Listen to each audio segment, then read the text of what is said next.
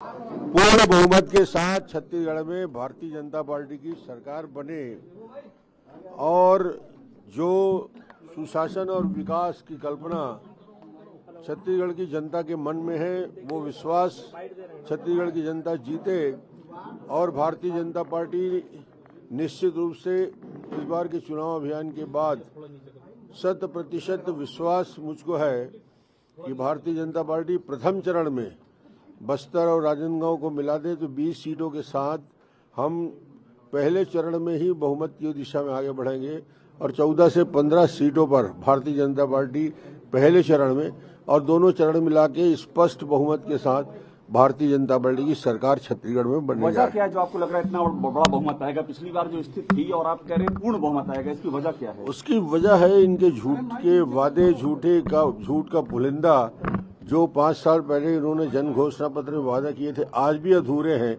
जनता उसके लिए सवाल कर रही है और हमने किसानों के संतुष्ट करने के लिए, किसानों के जीवन में परिवर्तन लाने के लिए, छत्तीसगढ़ की खुशहाली के लिए धान की कीमत में वृद्धि की है 3,100 रुपया और 21 क्विंटल धान खरीदी की बात की है। तो ये एक मुश्त में बोनस देने की बात भारतीय जनता पार्टी ने की है।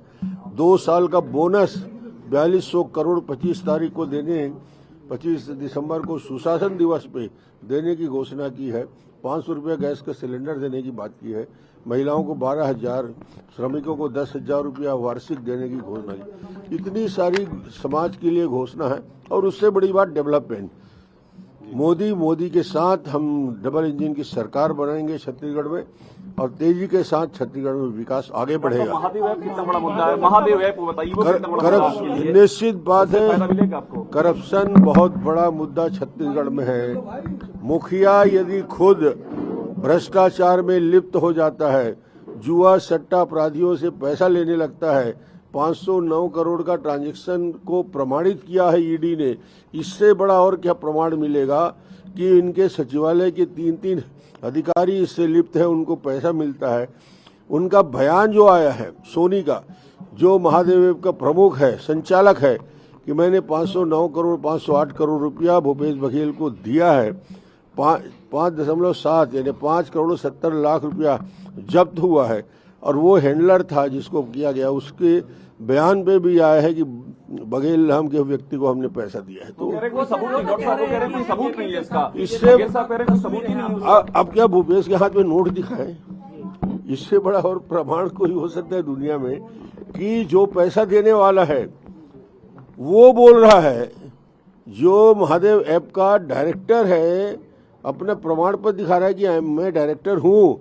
वो डायरेक्टर जब बोल रहा है तो और किसको ढूंढ के लाओगे आप लोग? मुझे समझ में नहीं आता।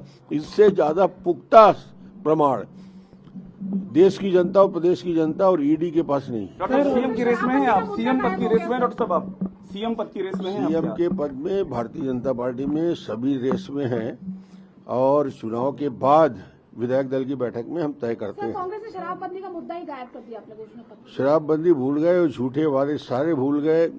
उन्होंने जितने वादे किए थे आज जनता उसी लिए शराब पूछ रही है। और शराबबंदी वो क्या करेंगे? शराब से जब 2100 करोड़ का घोटाला करते हैं, शराब का अवैध शराब बिक्री होती है, जहरीली शराब से लोगों की मौत होती है, इसमें भी रहम नहीं है, तो क्या स्थिति बनेगी छत्तीसगढ़ की? सर भूपेश कह रहे हैं कि बीजेपी मतलब ईडी और ईडी मतलब बीजेपी। सर आप पे व्यक्तिगत आरोप भी लगाया। ईडी से और पुलिस से वही डरता है जो अपराधी प्रवृत्ति का व्यक्ति होता है। ईडी से क्यों डरेगा भाई? क्यों डरेंगे? दुनिया के लोग क्यों नहीं डरते ईडी से?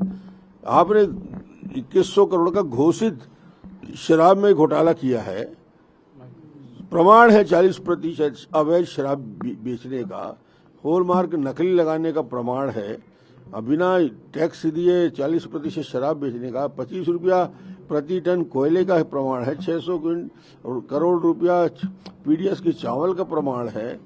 कितने सारे प्रमाण चाहिए जिसपे एक भ्रष्टाचार। और महादेव ऐप तो खुली किताब है। डॉक्टर साहब बिट्टू भैया का भी नाम लिया है उसने, शुभम सोनी ने, कि बिट्टू भैया की मौजूदगी में दिए हैं। ये किस और इशारा करता है? ये सारा विषय ईडी के